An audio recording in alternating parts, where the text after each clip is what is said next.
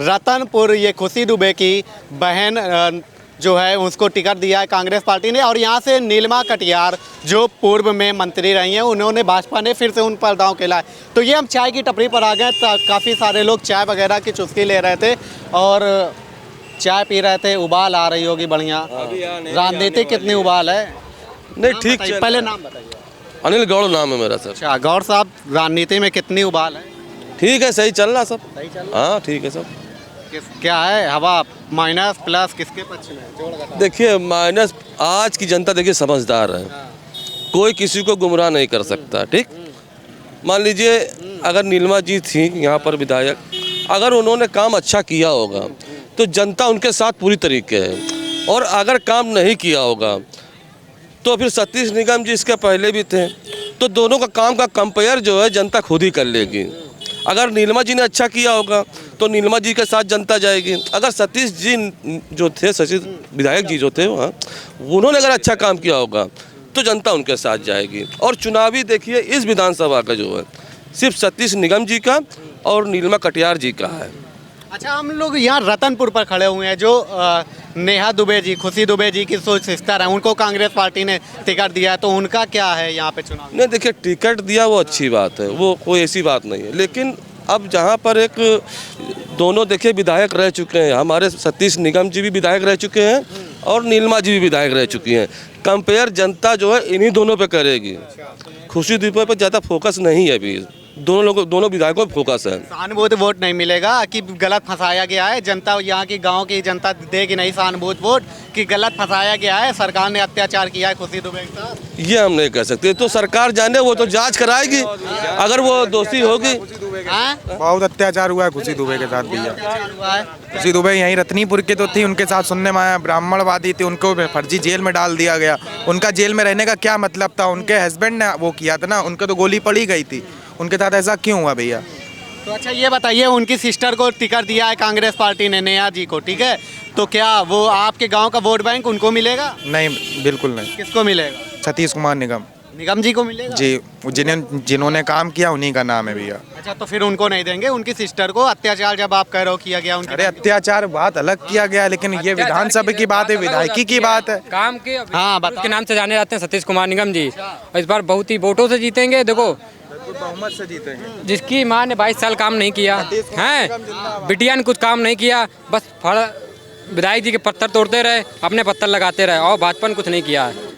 दूसरे काम हमारा, पत्थर उनके रहे हैं, बस ये है काम हमारा, पत्थर उनके रहे हैं, बाकी उन्होंने कुछ नहीं किया है।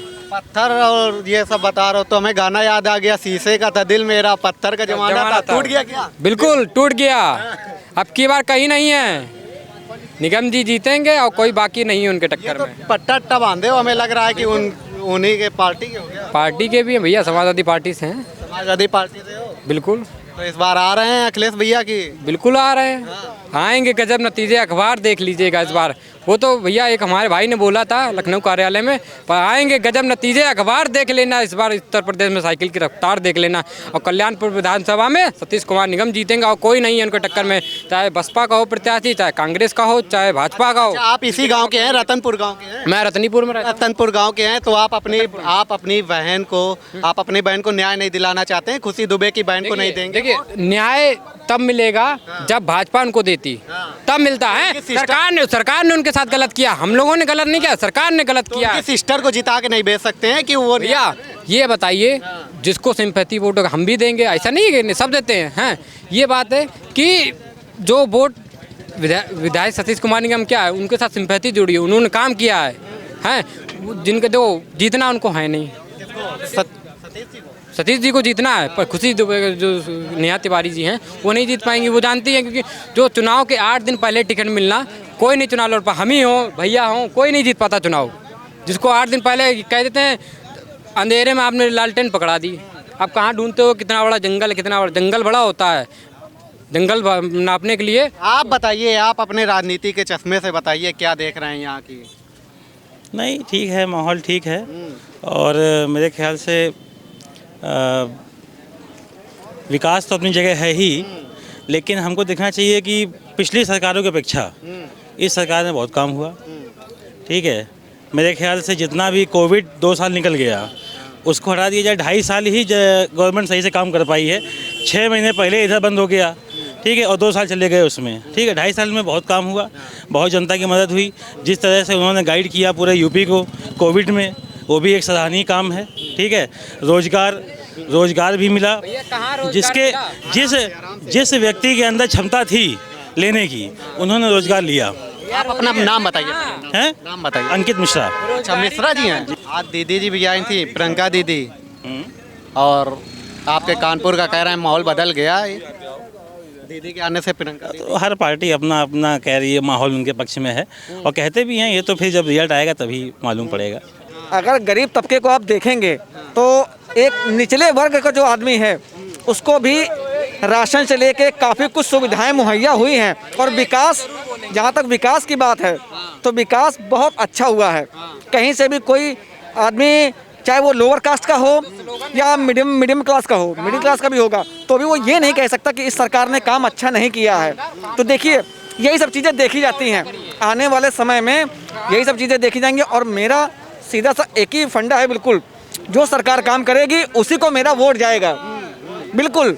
और इस सरकार ने वो सब कुछ किया है, चाहे वो लॉकडाउन 2 साल से 2.5 साल से लगा करके बहुत अच्छा विकास हुआ है और सारे चीज़ें अच्छी हुई हैं। ऐसा कोई भी चीज़ नहीं है, आज की तारीख में कोई भी क्रिमिनल रिकॉर्ड नहीं है ना, और क्राइम से संबंधित ऐसा कोई भी नहीं है इशू। बाकी आप छोटे मुद्दों को उठाएंगे तो वो एक अलग बात हो जाएगी। क्या बोले, क्या है, क्यों युवा क्या है? बोले? हाँ, युवा है। क्या सोच के वोट करेंगे? एक स्लोगन क्या? हमारा स्लोगन सुनाइए, सुना भाजपा का था, नहीं भाजपा का था कि काम नहीं, सोच भाई, सोच ईमानदार, काम भाई, काम सोच, क्या कहते हैं यार, भूल गए, याद नहीं आ रहा है। लिख लो कॉपी में भाई। अरे मेरा एक दोस्त था, आकाश नाम है उसका, ठीक है, तो हमसे कहता बीजेपी की रैली में चलना है। तो हमने बोला भाई नहीं चलेंगे, तो 500 रुपये मिलेंगे भाई, दारू पानी मिलेगी। हाँ, तो बीजेपी की रैली सब यही जा रहा है, भीड़ बढ़ाने के लिए, और क्या। अच्छा क्या आप पूछिए तो। कैसी रैली में 500 रुपये मिले? 500 रुपये, जाओ बैठ के बढ़िया मुर्गा दारू पियो, चले आओ, और धीरे से बोलो अखिलेश यादव जिंदाबाद, ऐसे सब करते हैं धीरे से, ठीक है। हाँ, अच्छा, तो ऐसे लोग हैं क्या कि 500 रुपये में चले जाते? अच्छा 500 रुपये में चले जाए, चलो तुम भी चलो। 500 रुपये, 600 रुपये दे रहे हैं आपको, 600 रुपये दे रहे हैं आपको, चलो। है काहे के? काहे के चाहिए 600 रुपये? ऐसे इशारे में बोला, चलो 600 रुपये में आओ, 600 रुपये। युवाओं के लिए देखो भैया, जो बढ़िया, सतीश कुमार निगम बेस्ट है। हाँ बढ़िया है। और आप किसको वोट देंगे? आप किसको वोट देंगे? आप भी तो देंगे वोट, किसको देंगे वोट बताइए? कैमरा लेके आ जाओ, फिर बताएंगे। आप बताओ क्या बताएं? ये सपा के हो ना आप लोग? सपा के हो ना? ये देखिए, ये गुंडागर्दी जो होती है इसी तरीके की। गुंडा कर दी भाई हम। क्या सोच के वोट करेंगे? हम तो भाजपा को देंगे। भाजपा को देंगे? हाँ। क्या सोच के भाजपा को देंगे? क्या काम किया है? तो उनके पक्ष में सारा जा रहा है, ब्राह्मण वर्ग वगैरह। हाँ, वो तो जा रहा है, वो तो जा रहा है। किसके साथ? ब्राह्मण जो है वो बीजेपी के ही साथ है। किसके साथ? बीजेपी के साथ? हाँ, बीजेपी के ही साथ है। वह भूल जाए कि जो अगले से कुछ नहीं करेंगे। सरकार आनी बीजेपी की है, ये लिखित है, और कुछ। और एक काम की बात, तो हम तैयारी करते हैं एसएससी की। सरकारी रिजल्ट खोलेंगे तो उसमें चलता है अभियुक्त योजना, उसमें फ्री कोचिंग दी जाती है हम जैसे लड़कों को। तो ये पहला काम हमारे लिए अच्छा हुआ।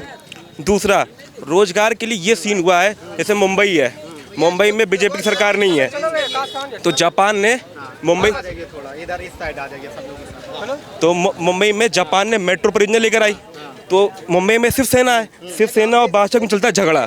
तो जो शिवसेना है वो मना करती है कि आप यहाँ मेट्रो नहीं बनाओगे। 2 साल हो गए, मेट्रो नहीं बन पाई। बीजेपी मतलब केंद्र कह रही है कि भैया आप काम करने दीजिए। जापानी कंपनी ने खुद कहा है कि अगर ऐसे ही चलेगा तो हम प्रोजेक्ट वापस ले लेंगे। तो प्रोजेक्ट वापस हो गया। अब ये सीन यहाँ से कट गया। गुजरात में, यूपी में बीजेपी है, ठीक है। अब जितने भी टेंडर, जितने भी जापानी कंपनियाँ होती हैं, इन्हीं 2 राज्यों में आ रही हैं। आप आंकड़े देखोगे नीति आयोग के जो आर्टिकल 32 में कहीं आता है, वो साहब कह रही है कि यूपी और गुजरात जल्दी डेवलप कर रहे हैं। क्यों? क्योंकि यहाँ पे दोनों बीजेपी की, केंद्र में भी है और स्टेट में भी है। जो भी योजनाएं आती हैं उनको जल्दी से लागू कर लिया जाता है। आप कह रहे हो कि दोनों जब सरकारें होती हैं केंद्र और प्रदेश में, तो डेवलप बहुत तेजी से होता है। अब मुंबई है, जापान ने कितना 70,000 करोड़ रुपये लागू किया था कि हम आपको देंगे मेट्रो, हम खुद बनाएंगे। लेकिन वहाँ की जो स्टेट गवर्नमेंट थी उसने कहा हम जमीन नहीं लेने देंगे। 3 साल हो गया, मुकदमा कोर्ट पे चल रहा है। अब जापान कह रही हम नहीं बनाएंगे। अब दूसरा देश हमको पैसा दे रहा है, लेकिन हमारे यहाँ के जो नेता लोग हैं वो नहीं होने दे रहे हैं। अब अपने यहाँ स्टेट में क्या है कि जापान आ रही है, ताइवान आ रहा है, यहाँ तो अमेरिका। कहा जा रहा है कि ये जो इंजन है डबल इंजन की सरकार, यूपी वाला इंजन फेल हो गया है, कह रहे हैं बंद हो गया है, अब दूसरा इंजन लगाया जाएगा तब विकास होगा। अरे इनमें जितने लोग हैं ना, संविधान कोई नहीं पढ़ा होगा, किसी को कैग के बारे में नहीं पता होगा, किसी को नीति आयोग के बारे में नहीं पता होगा, किसी को भी देखना है बीजेपी ने कितना काम किया, कैग पढ़ लो, नीति आयोग देख लो, हर साल रिपोर्ट आती है, यूपी टॉप 10 में आता है हर चीज़ में। ये समझ लो 25 करोड़ की आबादी हम लोग की है, मैक्सिको का अकेले संभालते। ब्राज़ील जानते हो कितना गेहूँ निकालता है, 10% निकालता है, उतना 12% हम लोग निकाल लेते। आप कोई बोल रहा था कि गेहूँ बर्बाद हुआ है, गेहूँ बर्बाद हुआ है, हम लोग कितना 25,000 टन अफगानिस्तान को दे रहे हैं कि ले लीजिए हमारे यहाँ से। हम लोग अपना क्या कर रहे हैं कि विकसित कर रहे हैं अपने आप को, दिखा रहे हैं कि हम लोग पावरफुल हैं। सीधी सी बात है, केंद्र और स्टेट जब दोनों सरकार रहेंगे तो विकास तेजी से होता है। अब मान लो अखिलेश यादव आएंगे, अब सुनिएगा, सन 2015 की बात है, हम हाई स्कूल कर रहे थे तब, नहीं 14 में चली गई थी, 13 में कक्षा 8 में थे, मेरा भाई इंटर में था उस समय, उससे खूब अच्छे नंबर आए थे। क्यों? नकल हो रही थी, नकल हो रही थी पहले सपा सरकार, हाँ नकल दम पर हो रही थी। फिर सन 2015 हमने हाई स्कूल दिया, मेरे 60% आए। जब 17 में हम इंटर में आए, जब 15 में थे हाई स्कूल में हम, तब मेरे 80 आए थे। जब 17 में हम आए, इंटर किया, मेरे 74 आए। क्यों आया? ऐसे कम हुआ कि नहीं हुआ? अब मैं आंकड़े बताऊंगा आपको। सन 2013 में 100% रिजल्ट गया था, 100% यूपी में कोई लड़का फेल नहीं हुआ था। लेकिन जैसे इनकी सरकार आई भाजपा की, 50% रिजल्ट गया था, 50%। मेरे स्कूल से हम ही पास थे, बाकी सब फेल थे। अच्छा, ये सब मुद्दों को लेकर के यहाँ की जनता भी वोट करेगी क्या रतनपुर की? देखिए, आपकी उम्र कितनी है? हमारी उम्र 48 साल है। बस 20 साल बाद ही चले जाएंगे, हमारी उम्र है। हमने देखा है, BSc हम दिए थे, ग्रेजुएशन का नकल नहीं हुई थी, हम फेल हो गए थे। अब हमने प्राइवेट से भरा, मेरे 90% आए हैं, हमने मेहनत की है। देखिए सीधी सी बात है, शिक्षा के क्षेत्र में बहुत घटिया काम करते हैं। अच्छा, बहुत घटिया काम करते हैं। 90% ला के क्या किए हैं? साथ रहिए, 90% लेकर आए थे। ठीक, अरे सुनिए, उन्होंने क्या किया था, नकल करवाई थी। अब ये समझिए कॉलेज में नकल नहीं, लड़के फेल हुए। अब कंपटीशन में जितने लड़के होते हैं आलतू वालतू सब छट गए। अब जितने तगड़े प्लेयर वो आए, एयरफोर्स में सिलेक्शन ले चुके हैं, पहले बता दे रहे, मेडिकल में बाहर है। ठीक है। अब दूसरी बात, भाजपा आई है, इन्होंने जितने खराब लड़के सब किनारे कर दिया, किनारे कर दिया। अभी यूपी पुलिस का तो नहीं हुआ है, अभी कोई एग्जाम हुआ था, पेट का हुआ था, उसमें क्या हुआ था कि नकल निकली थी, कुछ नहीं हुआ। 4 दिन के अंदर तो मामला सुलट गया, 4 दिन के अंदर। अपने यहाँ कितनी वर्ल्ड बैंक है और एक और बैंक है, नाम भूल गए, IMD है और एशियन बैंक है। ये साफ कहते हैं अगर आप सरकारी नौकरी दोगे, अगर गवर्नमेंट में रहोगे, आप कभी विकसित नहीं हो पाओगे, आपको प्राइवेट लाना ही पड़ेगा। नीति आयोग ने रिपोर्ट निकाली थी, यहाँ पे गन फैक्ट्री है, उन्होंने साफ कहा था कि 100% में 60% सिर्फ काम होता है, 40% मारामारी होता है। एग्जाम्पल मैं आपको दे रहा हूँ, मेरा एक लड़का राजेश है, वो जाता है। फॉर एग्जाम्पल आप वहाँ के सरकारी कर्मचारी हो, मैं गया, मैंने कहा भैया काम चाहिए, मैं आपके जगह काम करने जा रहा हूँ, आप मुझे 10,000 रुपये दे रहे हो, आपके अकाउंट से 80,000 रुपये आ रहे हैं, 70 आपके, 10 मेरे, खत्म काम। यही काम यहाँ पे होता था। हाल ही में मोदी गवर्नमेंट ने ये किया है कि पूरा प्राइवेट कर दिया। रसिया के साथ मिलकर हम लोग बंदूक बनाएंगे, हेलमेट बनाएंगे, सूट बनाएंगे, हर चीज़ बनाएंगे। देखना है कुछ शक हो रहा है तो यूट्यूब पर चैनल है, द हिंदू न्यूज़पेपर आता है, द इंडियन न्यूज़पेपर आता है, लेकिन इंग्लिश में आता है। पढ़ना हो तो पढ़ लीजिएगा आराम से। वो सब ठीक है, लेकिन नौजवानों के लिए क्या कर रहे हैं?